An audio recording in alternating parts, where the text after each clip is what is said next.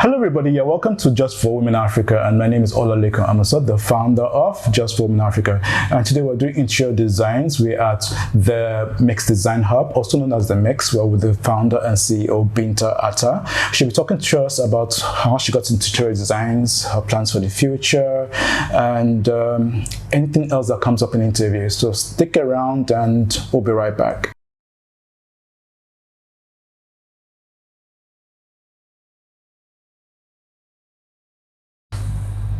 Okay, everybody, welcome back to Just for Women Africa, and we're here at the Mix here in Accra, Ghana. We're with the founder, Binta Ata. She'll be talking to us about how she got started and all. Yeah, welcome to Just for Women Africa, Binta. Good morning, and thank you for receiving me again. You're welcome. You're welcome. It's a pleasure having you here on the show. Okay, Binta, could you just talk to us about yourself? You're originally from Guinea, but here in Ghana. Could you tell us how did you end up in Ghana doing business? My name is Binta Ata. I'm originally from Guinea Conakry.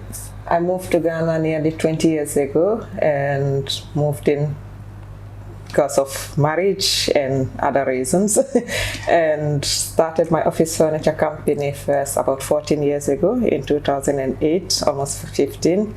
And gradually the company grew, and then through that I opened 2 years ago. I started a Mix Design Hub and the Mix Restaurant. Oh, yes, that's nice. I'm a mother of 2 boys. Yes. Two strong boys. 2 strong boys. Bodyguards. Yes, you would say so. Yes. Okay. First of all, why is the place called the Mix? I mean, it's known as the Mix Design Hub, but in short, it's the Mix. So why the Mix? Okay. When I started the office furniture company 14 years ago, after some time over the years, you realize that you still have something growing in you in terms of wanting to do a lot more. And these ideas were just building up, bits and pieces, growing and growing. And as they become too many ideas, you then start wondering, okay, how are you going to bring these ideas into life?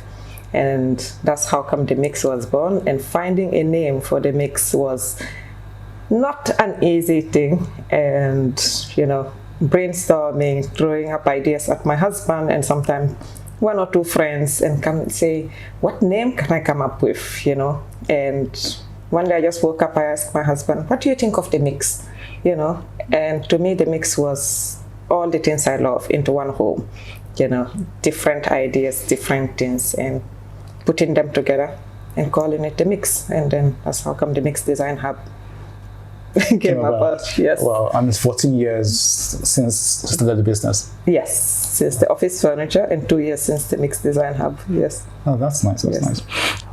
14 years into the business. Could you tell us why did you decide to start off with interior design? Is this something that you loved over the years that you wanted to do, or something that you just found out that was lacking in Ghana and people would need?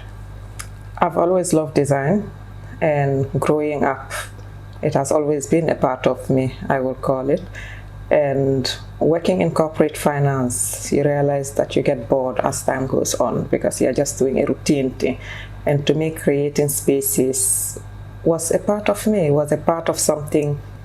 I kept rearranging my house every single time, because seeing something different and creating something different was just my way of seeing things.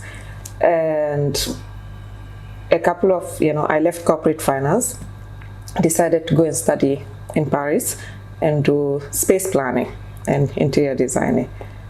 Through space planning, I realized that this is something I love, and this is something I'm more passionate about than just sitting into an office and doing an 8-to-5 job.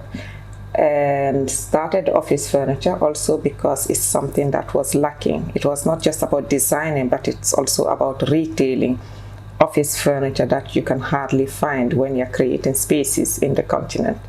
Yeah. Okay.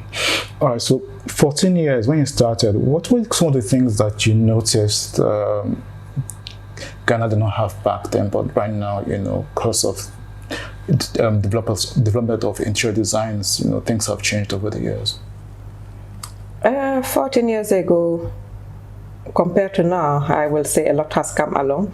Now, we didn't have many of the shops where you could go and find simple items, even sometimes good quality paint, or good quality materials like, tiles or door handles or some of the basic things. But gradually you're now seeing that a lot of African entrepreneurs are now creating those kind of spaces, and not only,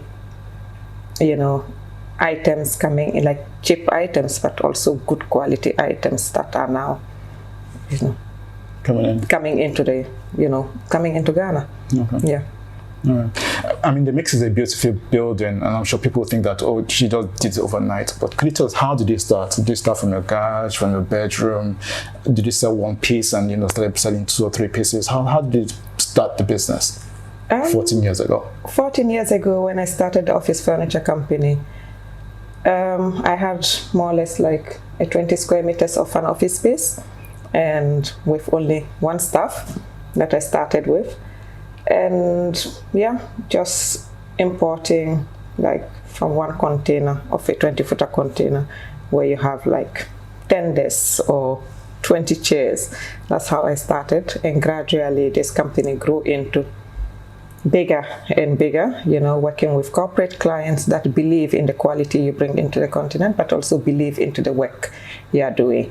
And that's when you start noticing that, yes, this is something that is needed not only in Ghana, but then decided to try it into other countries within the West African region. Okay. Yeah. So 14 years ago, what are some of the challenges in starting a business like the Mix?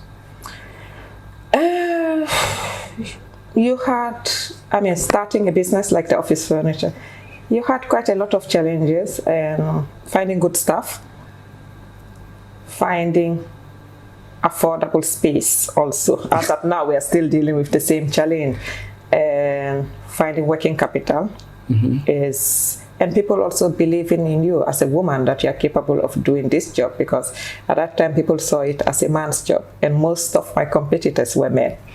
Yeah. Okay. That's yes.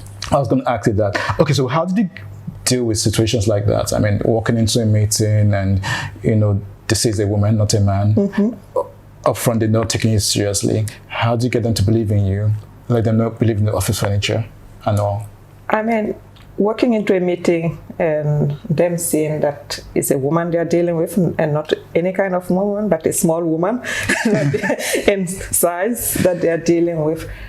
First you need to know what you are doing. You need to believe in yourself. You need to have the confidence of who you are, and not be intimidated by anything. Because once you have that knowledge and you know what you are coming to talk about, there is nothing that is scaring you. Nothing that can intimidate you.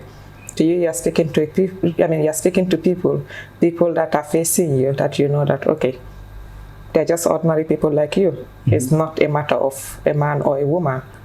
Yeah. It's just about having confidence on who you are. Have you ever been faced with a situation where you worked for a contract or a job or something, and you realized it was a woman and they were hesitant to give it to you because you're a woman? I deal with that often. Yes. You still do? I still do, and where they believe that, oh, but this is a man's job. Are you sure you're capable of doing it? Are you sure the size is not too big for you? And those kind of things. But hey, look, at the end of the day, your work speaks for itself, and you do not prove yourself through impressing or speaking to the people, but as you do your work shows, and gradually that develop and give confidence to more men. Okay. You did mention earlier about when you were starting off that, one of the challenges which you faced was with getting good staff to work with, and of course funding. How are you able to navigate your way around that? Funding, as at now, is something we face, and I use my cash flow as a working capital, and because taking a loan from a bank today, you are not going to build a company that is going to survive out of that, looking at the interest rate and at this. Staffing, how did I do it? I started with my first staff, who is still here, and Benedicta. Then going to the University of Ghana, employing national service staff. And through those national service, you train them. You train them and you make them also feel like they are a part of it. They are a part of not only a company, but a part of a family. And that's how I employ my staff, and that's how I train them, because I want to train them from scratch, coming in with, straight from school, straight from university, fresh and hungry to have knowledge and to learn something. Yeah. And over the 14 years, that has worked out perfectly for you? It has worked out perfectly fine, and also what has helped me a lot is working with international companies that I represent. Companies like Nubi Steel, Steelcase, Interface, and these companies try to come in every quarter, and they do give us a training, whether it's in Ghana, and some of our staff are also taken once a year abroad to train them on new product knowledge and sales and marketing approach and all sort of things. Yeah. Wow, that's really amazing. I mean, yeah. Okay. So over here at the office furniture, what kind of services do you offer to your clients? The office furniture offers complete office solutions. Now, when I mean complete office solutions, it's a client moves into the country and says, I want to open up a company. Now let's open up. We don't do the registration or any of that, but I want to set up my office. We come in, and sometimes you have only brick walls, only a ceiling on top of your roof without plasterboard, without any of that. We recreate a space that is the part of the space planning. We design a space by understanding the kind of business you do, by understanding the kind of corporate company you are. We create a space that also fit to the mode and the business that is, being created. Yeah. Okay. So apart from Ghana, where else do you operate? From Ghana, I was operating in the Ivory Coast and in Togo, and we still do, but during COVID, we decided to close down the offices that we had there, like the showrooms we had there. And today we are operating there, but without a physical office. Okay. Yeah. Right. Yeah. All right. Would you like to share some of your clients you worked with over the last 14 years? Working with corporate companies, we always have respect for our clients, and we try to keep them, but we work with majority of the banks, law firms, and financial institutions, private companies, local and internationals. Yes, that's right. Those are really great portfolios to have. Yes. Yeah. Okay, let's talk about something much more recently. Quite recently, the Vice President of America was in Ghana. How did you feel about that? I mean, when they first contacted you, what ran through your mind? Having the Vice President of the United States use the mix as her office for the day was an honor. And when I got contacted a month, I think, prior to her arrival, to Ghana, first I didn't believe it, and I just thought, okay, is it a prank? Or something like that. And yes, then as the days went by, I think within 48 hours, I got to meet more of the team, and where they had to take us through to explain the process and the procedures. Yes, but it was an honor to have her into the space, and we are grateful for that. That's nice. Yes. What are some of the kind of things you discussed with her when she took your office table for the day? She occupied the entire space. Her team occupied the ground floor. She occupied the first floor.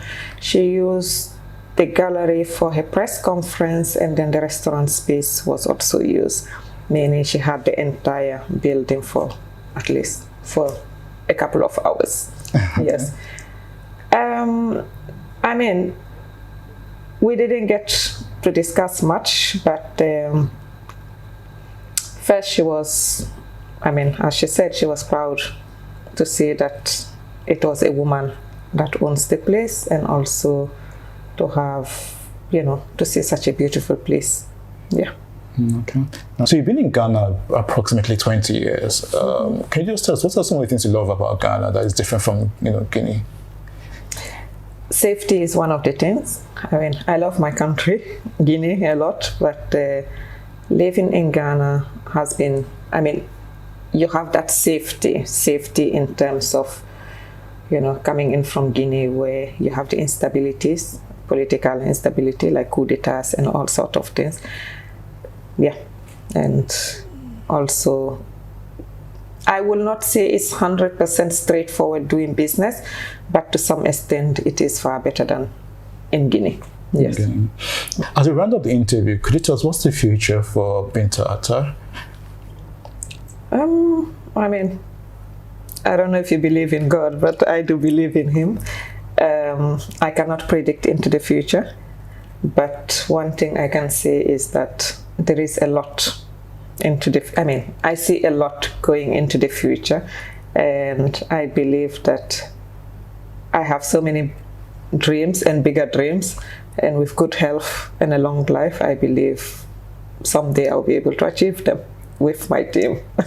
Yes. Yeah, and to women out there in Africa, who are watching the interview and around the world, what's your advice to women basically? My advice to women is, first of all, keep doing what you are doing. That's one, and never be intimidated or feeling that you are never going to be able to do it. Be yourself, build yourself, don't be competitive towards other women, and be genuine and straightforward, and understand your business before you start it. That's my advice to all of it, and let's support each other as sisters. Yes. Well said, well said. Yes. All right. Thank you so much, Binta, for being on the show with us. Really appreciate it. We look forward to, interviewing again in the future. Thank you very much for having me. You're welcome. You're welcome. And to our viewers who are watching, don't forget to like, subscribe, tell a friend who knows a friend about Just for Women Africa. And to the next show from here at the Design Mix. Bye. Did I get it right? Bye.